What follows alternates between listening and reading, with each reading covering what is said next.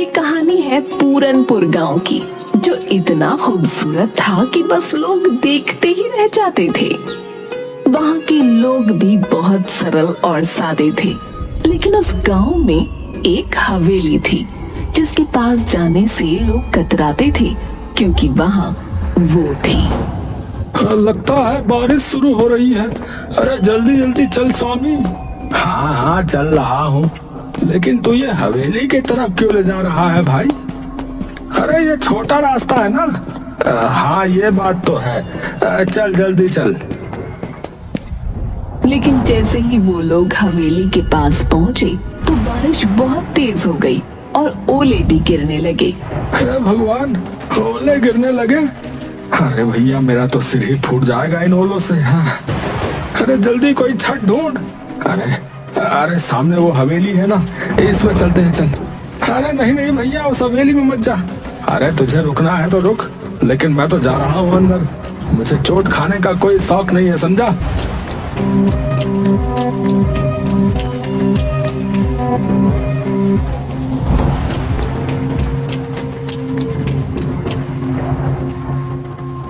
और फिर उन्होंने नजर घुमाकर हवेली को देखा। हवेली इतनी पुरानी थी जितना पुराना गांव, लेकिन इतनी पुरानी होने के बावजूद वो जर्जर नहीं थी, लेकिन हाँ डरावनी जरूर थी। अरे यार, ये बारिश के चक्कर में हम कहाँ आकर रुक गए। जल्दी बारिश रुके तो हम यहाँ से भागे। अरे भाई ये आवाज किसकी है? कौन सी आवाज है? भाई मजाक मत कर यार। ये कौन आ गया? ये कौन आ गया? ये कौन आ गया? उन लोगों ने घूम कर देखा तो हवेली के एक कोने में अजीब सी बुढ़िया बैठी थी, जिसके सफेद बाल खुले हुए थे और वो कुछ बड़बड़ा रही थी। दोनों डर से कांप उठे और फौरन बाहर भागे। बाहर अभी भी ओले गिर रहे थे, लेकिन इस बार वो ओलों की चोट खाते हुए अपने घर की तरफ भाग गए। भैया राम, भैया लोग सही कहते हैं सोनी। अरे वहाँ कुछ है भैया। भैया मैं तो कसम खाता हूँ अब उस तरफ नहीं जाऊंगा भैया। पूरनपुर गांव में कुछ दिन बाद एक बड़ी अजीब घटना हुई।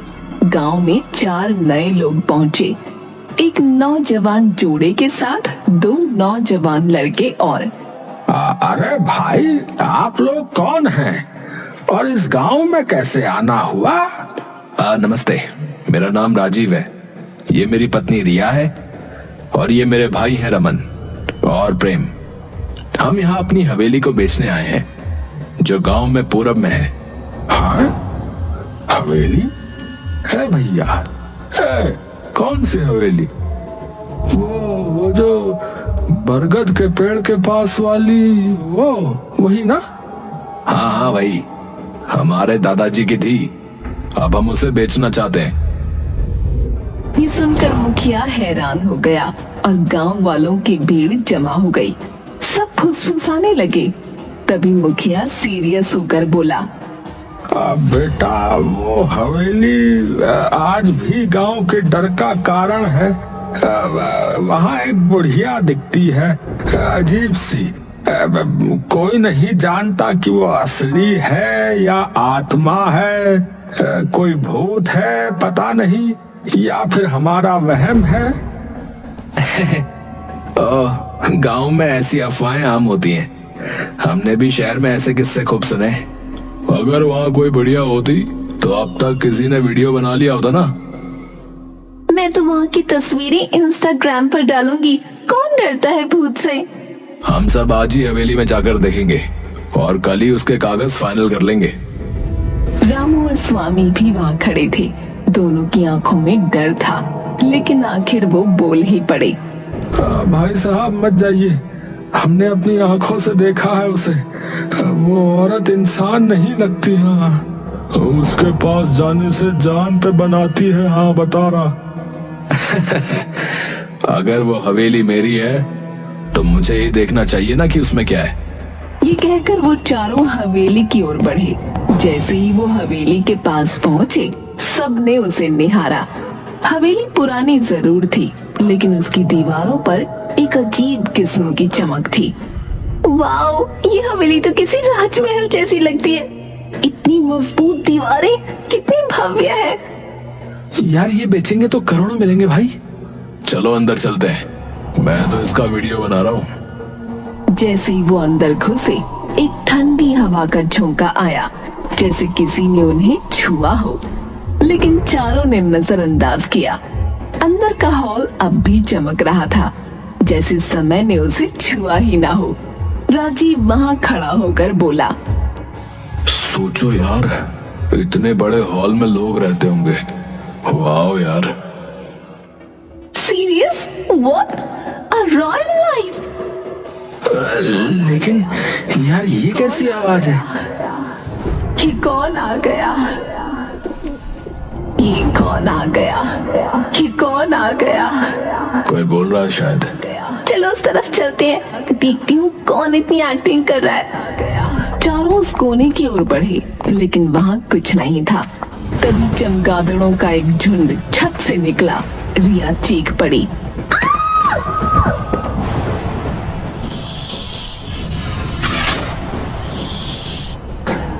अरे बाप रे, सांप! अरे भागो भाई! हे भगवान, ये हवेली तो जंगल हो रखी है।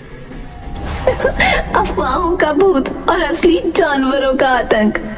राजीव, रिया, रमन और प्रेम हवेली की सुंदरता और रहस्यमयी माहौल से प्रभावित होकर वहां से निकलने ही वाले थे कि अचानक हवेली के अंदर एक अंधेरे कोने में कुछ हिलता डुलता दिखा। सभी की निगाहें उस कोने की ओर मुड़ी। वहां एक औरत बैठी थी, उसी हवेली की, वही रहस्यमयी बुढ़िया जिसकी बातें गांव वाले करते थे। खुले सफेद बाल, सूखी सिलवटों वाली त्वचा और पथराई आंखें। वो देखो, वहाँ कोई है। चलते हैं। ये वही बुढ़िया लगती है। नहीं यार, अब जब सामने दिख रही है तो बात करनी चाहिए। रिया साहस करके धीरे धीरे उस बुढ़िया के पास गई। जैसे ही वो पास पहुंची, बुढ़िया अचानक कांपती हुई खड़ी हो गई। आप कौन है? यहाँ क्या कर रही है? तुम लोग क्यों आए हो? यहाँ क्यों आए हो? यहाँ कोई नहीं आता, फिर तुम क्यों आए हो? हम इस हवेली को बेचने आए हैं। ये हमारे दादा की हवेली है। और आप? मैं खजाने की रखवाली कर रही हूँ। खजाना? हाँ, बहुत साल पहले मैंने इस हवेली में खजाना छुपाया था, पर अब याद नहीं कहाँ रखा है, कहाँ दफना दिया, समझ नहीं आता। बुढ़िया के खजाना शब्द ने चारों के मन में एक साथ बिजली की तरह लालच जगा दिया। उनकी आंखों में अब हवेली की कीमत से ज्यादा उस अदृश्य खजाने की चमक तैरने लगी।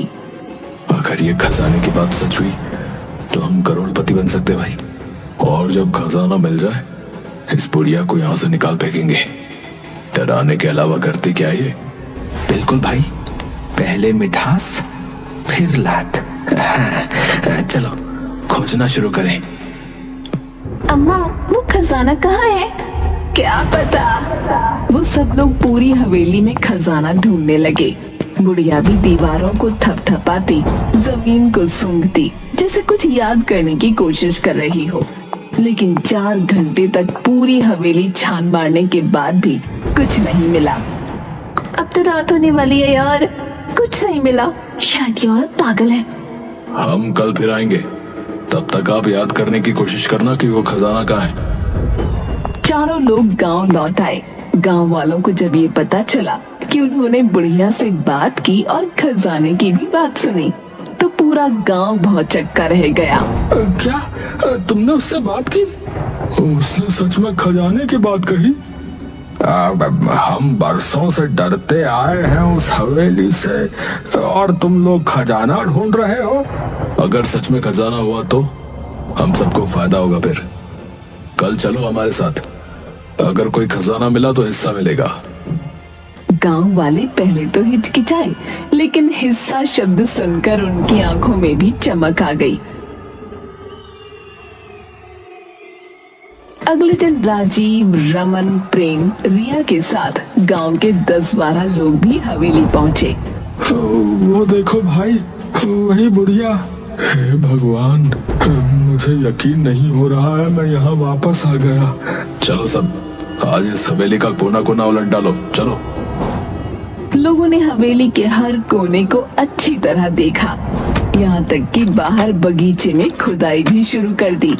कुछ घंटे बीते लेकिन कहीं कुछ नहीं मिला। तभी रामू की नजर हवेली के पिछले हिस्से पर गई, जहाँ छत का एक हिस्सा टूट कर गिरा हुआ था। अरे ओ भैया, इधर आओ, देखो। अरे यहाँ कुछ है शायद। कहाँ? अरे ये मलबा हटाओ, इसके नीचे कुछ है। सबने मिलकर मलबा हटाया और नीचे एक पुराना पत्थर निकला जो जमीन से अलग दिख रहा था। जैसे ही उसे हटाया गया, नीचे सीढ़ियां दिखाई दी, एक तहखाने की ओर जाने वाली। तहखाना? ये तो बिल्कुल फिल्मी सीन बन गया। चलो अंदर। वो लोग बारी बारी तहखाने में उतरे। तहखाने में गुप्त अंधेरा था, सीलन भरी हवा और मकड़ी के जाले। सबने अपनी मोबाइल की फ्लैश लाइट जलाकर जगह जगह टटोला। तभी रमन की नजर एक लोहे के पुराने संदूक पर पड़ी। ओ इधर देखो यार, कुछ मिला है, एक संदूक। अरे यार जल्दी निकालो इसे यार। संदूक भारी था, लेकिन गांव वालों की मदद से बाहर ले आया गया। जैसे ही बुढ़िया ने उसे देखा, वो पागलों की तरह झूमने लगी। मिल गया मेरा खजाना, मिल गया मेरा खजाना, मेरा खजाना। चारों लोग एक्साइटेड हो गए। अब उन्होंने फटाफट संदूक खोला, लेकिन उसके अंदर जो था वो देखकर सबकी रूह कांप गई। ये क्या है? ये तो किसी बच्चे का कंकाल है। चारों तुरंत पीछे हट गए, लेकिन बुढ़िया संदूक को पकड़कर बैठ गई और उसकी आंखों से आंसू बहने लगे। ये क्या है? तुमने तो कहा था खजाना है। जवाब दो, ये क्या है? बताती हूँ, सारा सच बताती हूँ। बुढ़िया ने बताना शुरू किया कि उसका नाम गौरी था। एक समय में जवान, सुंदर और भोली भाली गौरी अपने पति और ससुर के साथ इस हवेली में रहती थी। पर किसे पता था कि जिस घर को वो स्वर्ग समझती थी, वो एक दिन उसका नर्क बन जाएगा। बाबूजी, वो आपकी बहू ना माँ बन गई। देखिए, बेटी हुई है, कितनी सुंदर है ना। क्या कहा? बेटी? तुझे शर्म नहीं आती है? हमारे खानदान में बेटी नहीं होती, बेटा चाहिए था, बेटा। मुझे तो इससे बात भी नहीं करनी, निकम्मी औरत। गौरी के पति ने न तो बेटी को गोद में लिया, न कभी उसकी शक्ल देखी। बच्ची के जन्म के साथ ही मानो हवेली का हर कोना ठंडा और बेरंग हो गया। गौरी अकेली पड़ गई, अपनी नन्ही जान को सीने से लगाकर हर दिन अपमान और तानों से लड़ती। बाबा, मैं क्या करूं? मुझे बेटा चाहिए, कोई उपाय बताओ। उपाय है, अपनी बेटी की बलि चढ़ाओ। रक्त की आग में पुत्र की राख से जन्म होगा। उसने बिना कुछ सोचे तांत्रिक की बात मान ली। एक रात हवेली के तहखाने में जहां अंधेरा रहता था, वहीं उसने अपनी ही बेटी की हत्या कर दी। उसके साथ उसका ससुर और 2 नौकर भी थे। सबने देखा, लेकिन सब चुप थे। उधर गौरी की आंख खुली तो बच्ची को न देखकर तड़प उठी। मेरी बच्ची कहाँ है? वो तो मेरे साथ थी। गौरी उसे हर जगह ढूंढते हुए आखिरकार तहखाने की ओर भागी और वहां का नजारा देख चीख पड़ी। नहीं, ये क्या कर दिया तुमने?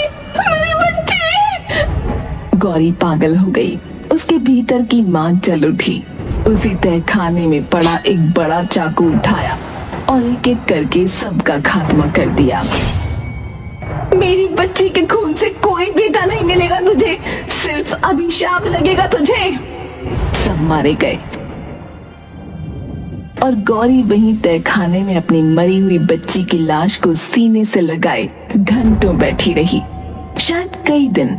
और फिर एक दिन उसने उस नन्ही लाश को एक संदूक में बंद किया, जैसे वो कोई खजाना हो। सो जा मेरी रानी, अब कोई तुझे नहीं छीन सकता, तू मेरा अनमोल खजाना है। वो संदूक लेकर वहीं तहखाने में बैठी रही। वक्त के साथ सब बदल गया, हवेली सुनसान हो गई।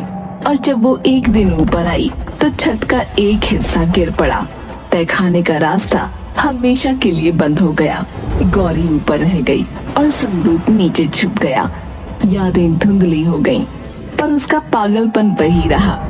गौरी की आंखों से आंसू झर रहे थे। सामने बैठे राजीव, रिया, रमन और प्रेम सन्न थे, जैसे किसी ने उनकी जुबान छीन ली हो। ये सब सच है?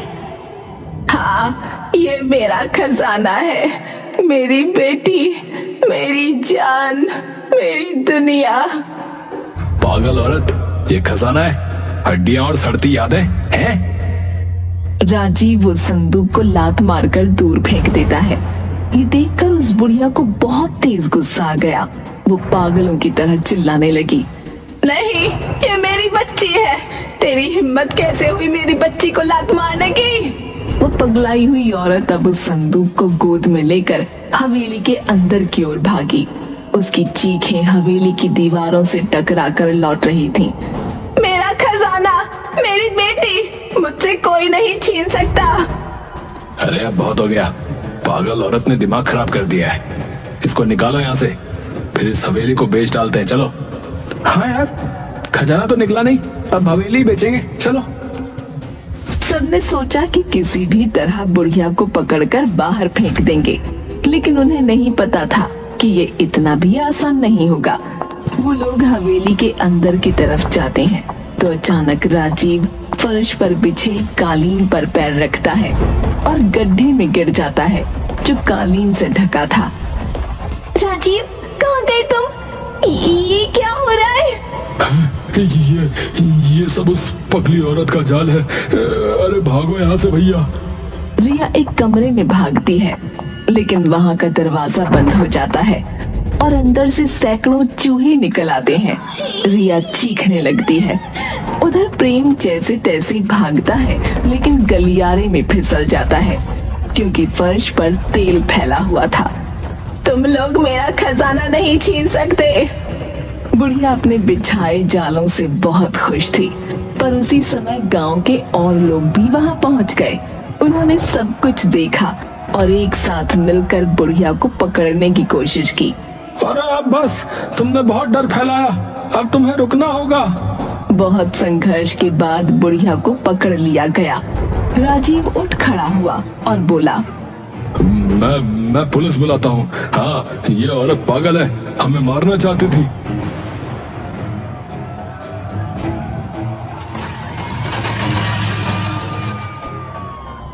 पुलिस जल्दी ही पहुंच गई। सर, हम तो ये हवेली बेचने आए थे। ये औरत हम पर हमला कर रही थी। पागल है सर ये। हाँ, मैं पागल हूँ, लेकिन ये हवेली मेरी है, मेरे खून से सींची गई है। तुम लोग इसे अपना कहते हो? क्या सबूत है तुम्हारे पास? पुलिस को बुढ़िया की बात सही लगी, इसीलिए उन्होंने उनसे कागज मांगे, सबूत मांगे, लेकिन चारों लोगों के पास कुछ नहीं था, न कोई दस्तावेज, न कोई अधिकार। गांव वाले भी अब शंका से भर उठे। राजीव, बताओ, इस हवेली का इतिहास क्या है, बोलो। वो हम तो बस अरे वो क्या कर रहा है? हमें फोन करके तूने बुलाया ना, लेकिन अब लग रहा है कि तेरा झूठ पकड़ में आ चुका है। अब चुपचाप सच बोल दे, वरना सीधे जेल ले जाएंगे तेने। हाँ, हमने हवेली पर कब्जा करने की कोशिश की थी ताकि उसे किसी फॉरेनर को बेचकर पैसे कमा सके। हमें किसी ने यहाँ के बारे में बताया था, तो हमने सोचा कि गांव वालों को बेवकूफ बनाकर अपना काम निकाल लेंगे। हमें माफ कर दीजिए। हैं? माफी? हाँ, जरूर मिलेगी ना माफी। चलो सीधे थाने चलो, वहीं करेंगे तुम्हें सब माफ। पुलिस ने चारों को गिरफ्तार कर लिया और फिर रामू आगे आया। उसने सबको देखा और बोला, इतनी बड़ी कहानी हो गई, हमें आज पता चल रहा है। देखो भैया गांव वालों, मुझे लगता है कि हमें इस बच्चे का जो है अंतिम संस्कार करना चाहिए, ये जरूरी है भैया। सबने मिलकर उस मासूम बच्ची की अस्थियों का विधि पूर्वक अंतिम संस्कार किया। बुढ़िया फूट फूट कर रोती रही। उसकी सालों की पीड़ा अब बह रही थी। उसके बाद पुलिस ने बुढ़िया को एक मानसिक चिकित्सालय भेज दिया, पर कहानी यहीं खत्म नहीं हुई। गांव वालों ने उस हवेली को एक बालिका विद्यालय में बदल दिया। बाहर एक पट्टिका लगी जिस पर लिखा था, गौरी कन्या विद्यालय, एक माँ की याद में।